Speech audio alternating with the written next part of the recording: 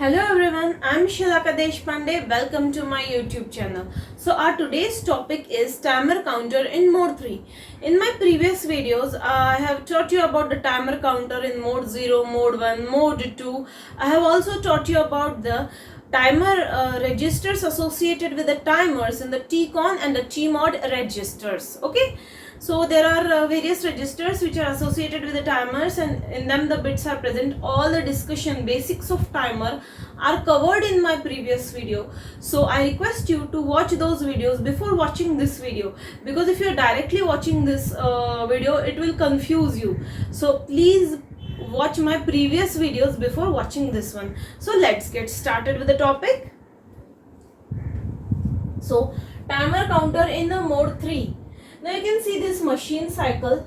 Okay, now a machine cycle block is shown because it indicates that the timer increment by 1 on each machine cycle. Now all of us know that the timer 0 and timer 1 are 16-bit wide. So here timer 0 is playing an active role. The upper part of the timer 0, that is a TH0, and lower part of the timer 0, lower TL0, both of them act as a 8-bit timers, and they act as a separate timer, and timer 1 is acting as a 16-bit timer unit. So in the mode 3 there are total 3 timers, and TH0 and TL0 of timer 0, which acts as a 8-bit timers, and the third one is a timer 1, 16-bit timer. Now this timer 1 is not that active in the mode 3. It is having a passive role in the mode 3 to hold a count, and timer 1 can be used for generating the baud rate. Baud rate generation is related with the communication between laptop and your embedded device. So the timer 1 in this case is used for baud rate generation, and it is also called as a split timer mode. Now why it is called as a split timer mode? Because the timer 0 is split into 2 parts, TH0 and TL0, and those are TH0 and TL0 act as 2 separate 8-bit timers. They are acting as a separate 8-bit timers. TH0 is controlled by the bits which are related by timer 1. Okay, and this TL0 is controlled or configured by bits which are related with the timer 0. Now what are the bits which are related with the timer 0 and timer 1? I have already told in the TCON register and the TMOD register there are various bits like gate, C#T, then int0, int1, tr1, tr0, tf0, tf1. So these are the bits which are related with the timers. They are present in TCON and TMOD register. I have already covered this TCON and TMOD register. Please watch it so that you can easily understand it. Now what happens is, for every machine cycle, this TH0 is having a count loaded inside it.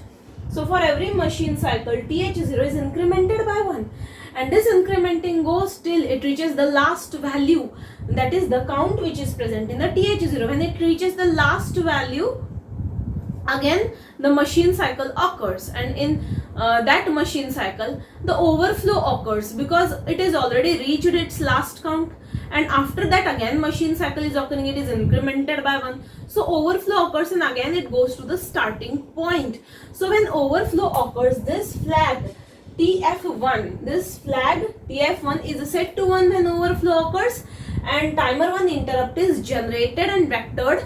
When timer 1 interrupt is vectored to its location, then what happens is, this when it is vectored, this TF1 is again set to 0.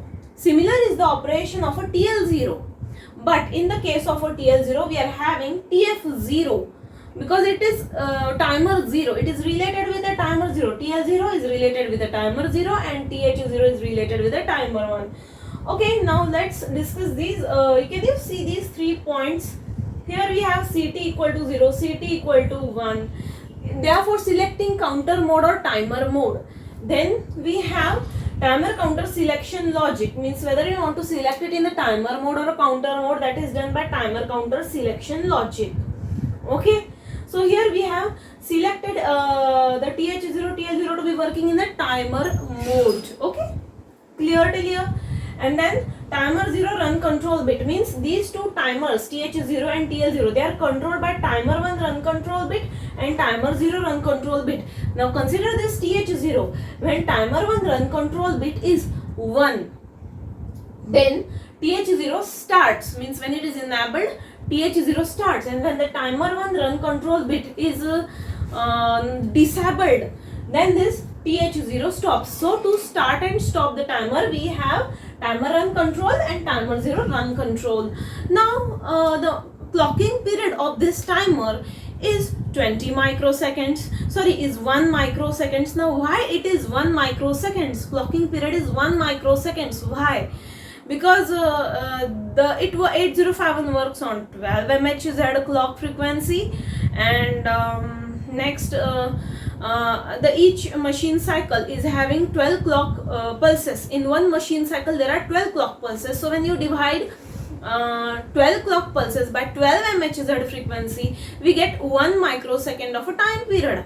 So it works for 1 microsecond. So clocking period for timer is 1 microseconds. Okay. Now here this timer counter in a mode 3 is used for square wave generation, and the time for positive half cycle and negative half cycle of a square wave depends on the count which is stored in the TH0 and TL0. When will it overflow? Okay, when will it overflow? So that time is related with the square waves. For example, here the count is 07H and here the count is 09H. So it will have more time period. It will be logic 1. The square wave when generated by the second timer will be having more period, and square wave generated by first timer will have less time period. Okay, so the time period of the square wave which are generated by timer counter in the mode 3, they are dependent on the counts which are stored in TH0 and TL0 bits, right? So that was all about the timer counter operation in the mode 3. I hope you enjoyed the video. If you have any doubts, you can ask me in the comment section below. Please like, share and subscribe my channel. Thank you for watching. Bye bye.